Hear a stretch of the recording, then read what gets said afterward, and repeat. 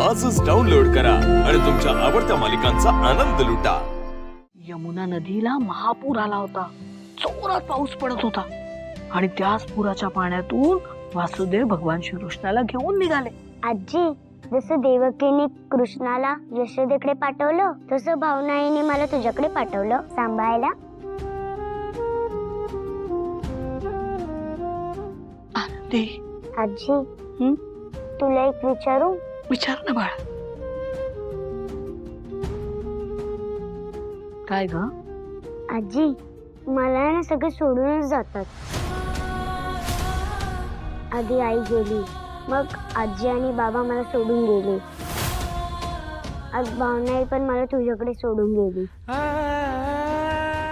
आजी, आता तू नाही ना मला सोडून जाणार? नाही ग बाळा, आजी तुला सोडून कुठेही जाणार नाही,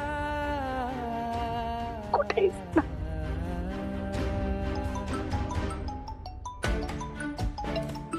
भावनाचा फोन? भावना?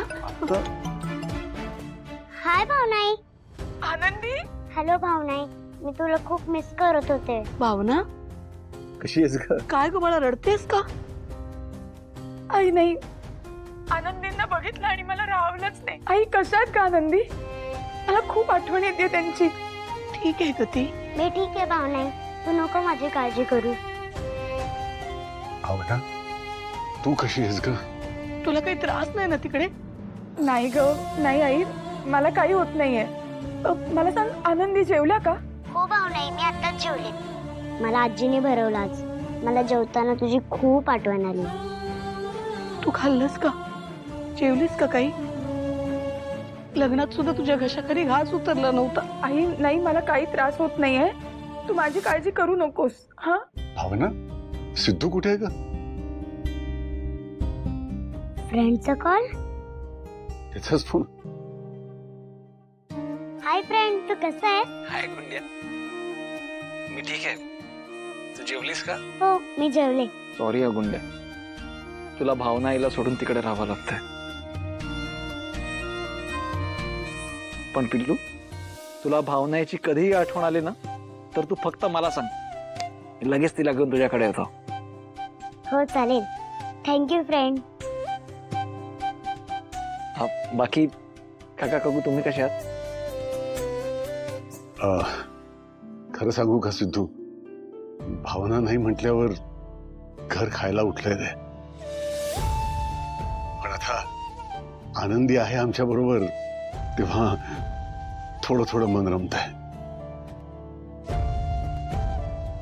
अच्छा गुंड्या, पाय बरा आहे का तुझा आता? हो, थोडंसं दुखतंय, पण तू जे एक्सरसाइज सांगितलीस ना ते मी करते, आता कमी होईल। अच्छा, आणि जर कमी नाही झाला ना तर मला सांगा, आपण उद्या लगेच डॉक्टरांकडे जाऊया। आई, मी नंतर करते फोन। अच्छा गुंड्या, मीच तुला आजोबांच्या फोनवर फोन करतो, ठीक आहे? तू झोप आता शांत। भावना, सिद्धू, आता आराम करा आणि काळजी घ्या रे। हो काका, आणि तुम्ही काळजी घ्या। तुम्हाला भावना मॅडमची कधीही आठवण आली ना तर मला फक्त एक फोन करा, मी लगेच त्यांना घेऊन तुमच्याकडे येतो। बर।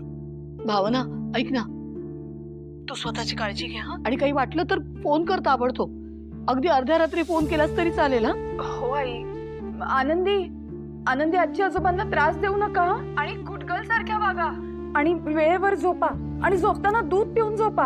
हा हो भावनाई। सिद्धू, काळजी घे रे, स्वतःची आणि आमच्या भावनाची सुद्धा। हो काका। भावना, तू पण स्वतःची काळजी घे हा, आणि रडू तर अजिबात नको। हो हो काकू।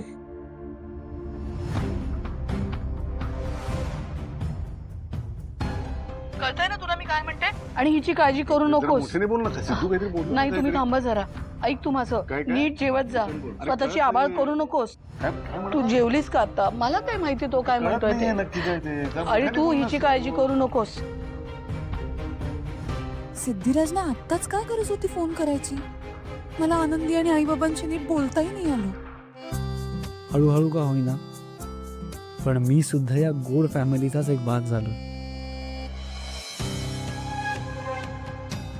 निलांबरी, निलांबरी,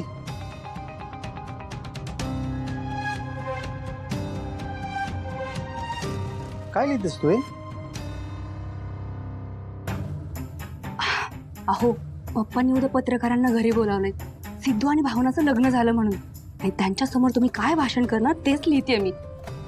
असंच्या असं त्यांच्या समोर बोला.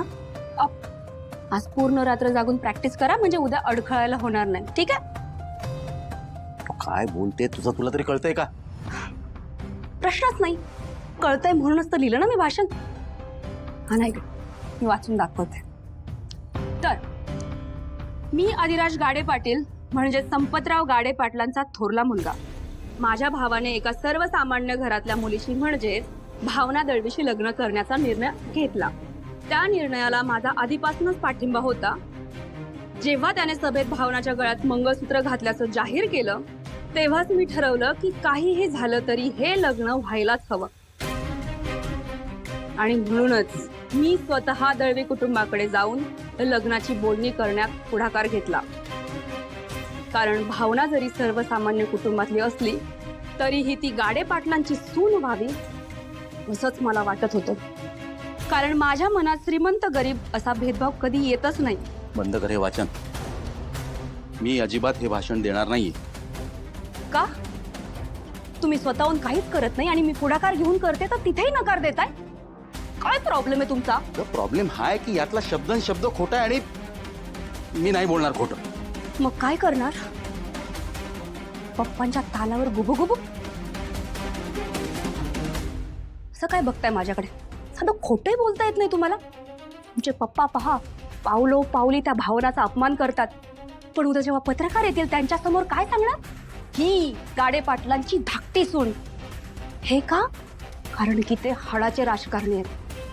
त्यांना कळतं कधी कुठं कसं खोटं बोलायचं ते. तुम्ही बसा आपली तत्व जपत. तो सिद्धू तुमचा लहान भाऊ आहे ना? किती धाडसी येतो पहा. आई आजी पप्पा सगळ्यांच्या नाकावर टिचून त्याने भावनाला गाडे पाटलांची सून म्हणून या घरात आणलं.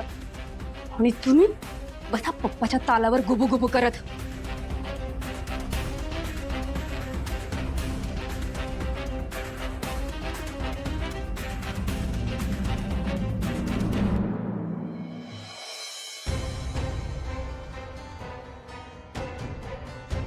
काय चाललंय तुमचं? ही अशी खोली अडवून का ठेवली? हळू बोल. आई बाबांना आत्ताच मी घालवलंय बाहेर. तुझा आवाज ऐकून परत येतील. ते ठीक आहे पण अहो बरंच सामान या खोलीत का आणून ठेवलंय तुम्ही? किती भोळी आहेस वेणा तू. कळत कसं नाही तुला? पण कसं मुलांना नेहमी पाठीशी घालतो तसंच वेळ प्रसंगी पुढेही करावं लागतं. म्हणजे नाही कळेल.